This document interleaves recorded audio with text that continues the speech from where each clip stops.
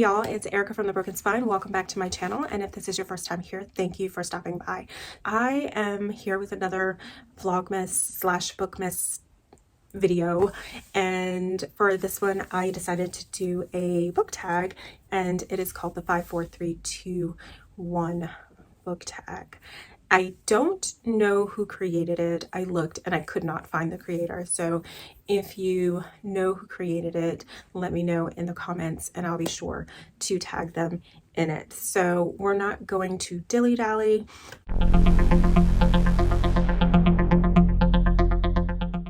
And I kind of cheated on the first one because there are four. They're novellas. It's the 10 Starred series by Neon Yang, and the first one in the series is The Black Tides of Heaven. The Red Threads of Fortune is book 2. The Descent of Monsters is 3, and The Ascent to Godhood is the 4th one. I just absolutely love these covers.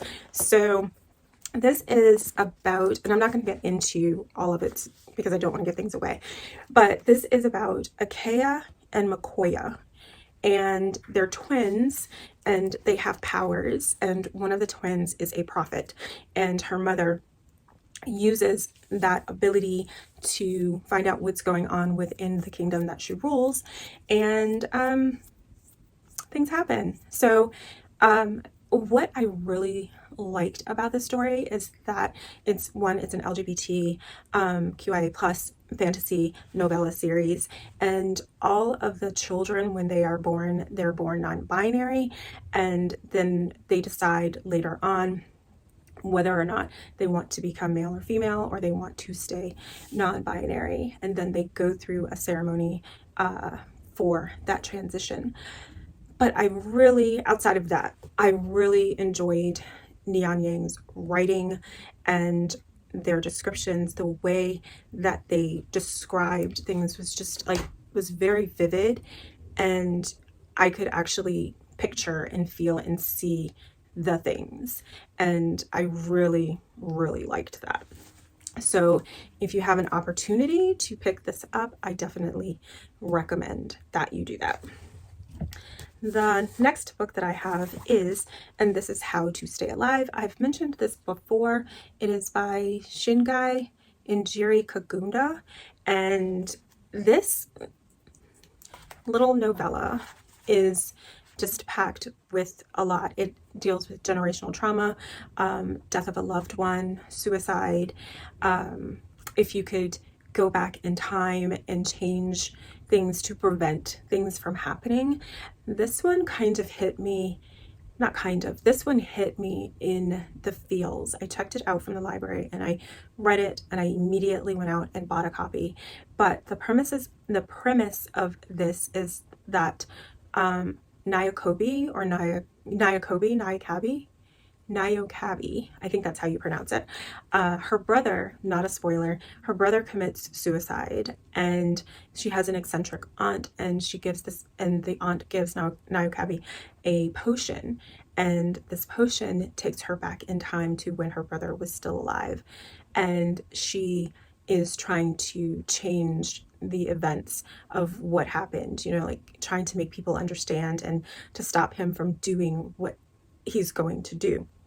And it's about grief. Who has the right to grieve? And grieve how they grieve. And there's a sentence in here where one of the aunties says to another one, because Nyokabi is crying, and they say within earshot of her, wasted tears. And that like hit me really hard. So I definitely recommend that you check this out. And this is also told in a multi POV, so it's told from the perspective of Nyokabi. I keep pronouncing the name incorrectly, or I could be pronouncing it wrong altogether, but Nyokabi is one of the POVs. Her brother Barak is another, and Time is also another POV. So Time is a character in here as well, which I find very interesting. This is also an LGBTQIA plus fantasy novella, and it just won the 2022 Ignite Award. So pick this up for sure. The next one that I have, so I read when it first came out, and it first came out in, I was about to say 19, no, in 2019, and it is Slay by Brittany Morris. This, y'all, I absolutely loved this book. It is a young adult, and when I read it, I felt 100% seen. Our main character, Kira, she goes to a private, predominantly white school. She is one of, I think, 5 Black people in the school, and she has created a VR game. And it's a VR game about Black excellence.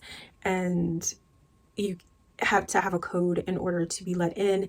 Some people think that the game is racist, but it talks about about being Black enough. It has an abusive relationships, complicated relationships in here, how Black people are seen in white spaces. So it's a lot. There is a lot in here. It does, don't get me wrong, it does have its problems, but because I went to a predominantly white school, or schools, I could see myself in Kira and having to constantly prove oneself and that they are worthy amongst their white counterparts, and having to work twice as hard. So if you haven't picked this up, I highly recommend that you do that. And the next one on the list is Nnedi Okorafor's Remote Control. I've read this a couple of times. I definitely want to reread it. It's such a novella that is chocked full of goodness, and there is absolutely no way that you're going to get all of the nuances that Nnedi Okorafor is trying to convey on one go. So I recommend, if you do pick this up, or if you have already picked it up and you've only read it once, I recommend that you read it again. And if you haven't read it, to make sure you take it slow, because there's a lot in here. Anyway, so this follows a character who is called the adopted daughter of death, and her name is Sankofa, but prior to that, her name was Fatima. Something happened in which she loses her memory, and she decides to call herself Sankofa. So, and technology is not her friend. So anything technologically inclined, cars, cell phones, and the like, she has this ability, intentionally or not intentionally, to disrupt that. And people are afraid of her because she has this ability to take people's lives. And it's discussed in the book why she does it. I really fell in love with the main character, Sankofa. She's a teenage girl, and she is just trying to find her way, because she's in this great big old world alone, and she's on this quest to find something. And she's just in search of whatever this thing is, and she's in search of herself, finding herself. So this is, I definitely recommend that you give this a go too. And the last one I did along with Joel. He is Greg's husband. Greg has a channel called Supposedly Fun. We did an interview with this author, Daniel Black. Don't Cry for Me Now. I absolutely 100% love this book. This is one of the few books that I read and turned around and reread it immediately. So Joel and I did an impromptu buddy read of this, and he was reading it and he wanted someone to talk about it with. I was reading it and I wanted someone to talk about it with, and Greg was the only one that I knew that was reading it, but it turned out that he wasn't. Joel was. So we had a conversation about it. We did the interview with the author, which was fantastic. I will link that in the description box so you can go and check that out. Daniel Black is an amazing human. So this is a book in which the father Jacob is writing letters. So it's told in epistolatory form, and he's writing these letters to his son on his deathbed, and he is dying of cancer. It is not a spoiler. It's right at the very beginning. And he's telling his son in these letters, he and his son have been estranged for a number of years, and he's telling his son in these letters why he did the things that he did when he was raising his son. It definitely is a hard story to read. I will give you that in some aspects. There is one part in here in which I was on my way to work and I got to it. I was listening to it and it got to this particular part and I was just flabbergasted, and I just, like, my hands came off the steering wheel and I was bawling. So it's a very heartfelt story.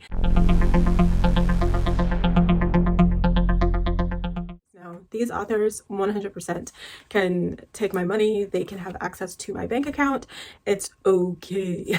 The first one that I have is not necessarily in any order, but Nnedi Okorafor, I absolutely just love the way that she writes and she crafts her stories together. They're very intriguing to me. Tananarive Due, I have read a couple of works by her and I've really, really enjoyed them. She is an author that gives you a lot of detail. Her works are dense, and yes, they are a little slow moving because they're dense, because she gives you detail and she puts you in the story, literally, and you can see what's going on. You're there, you know what's going on. She drops you right there.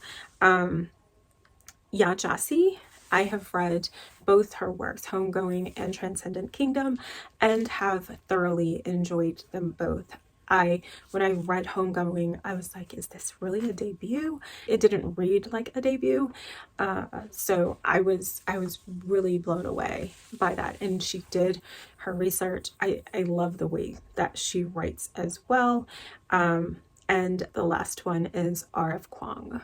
And I don't feel like I have to go into that, but I really just enjoy R.F. Kuang's writing style, how she crafts her stories, and the detail that she goes into, and how I can feel for characters that you have a love-hate relationship with these particular characters, and that I like that. I really do.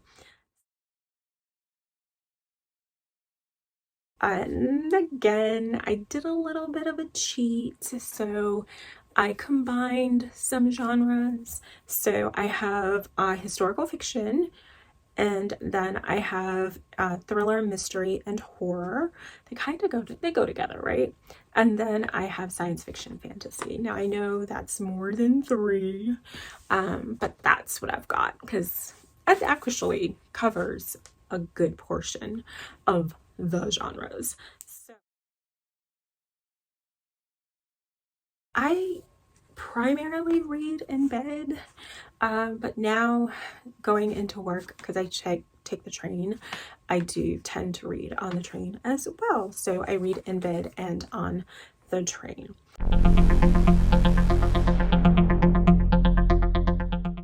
I feel like I really and truly don't know that answer because I have so many books that I want to read and read soon. So I don't know the answer to that question. I could pick one of the books that I have right here. I won't because those are for another video. I do want to read the 1619 Project fairly soon, so maybe I'll just go with that one. Yeah, let's just go with the 1619 Project. I do want to read that soon. I'm just looking around to see if there's anything else that... Oh, I know. I definitely want to read this one. It's The Monsters We Defy, and I cannot think of the author's name, but I will put it over here.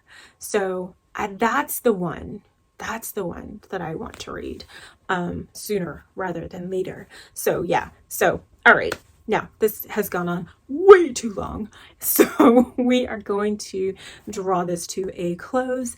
I hope you enjoyed this video. If you did, please make sure you give it a thumbs up, hit the bell to be notified of new content if you have not already, and if you are not already subscribed, please feel free to do so. I greatly appreciate it. So I will see you in the next video. Bye.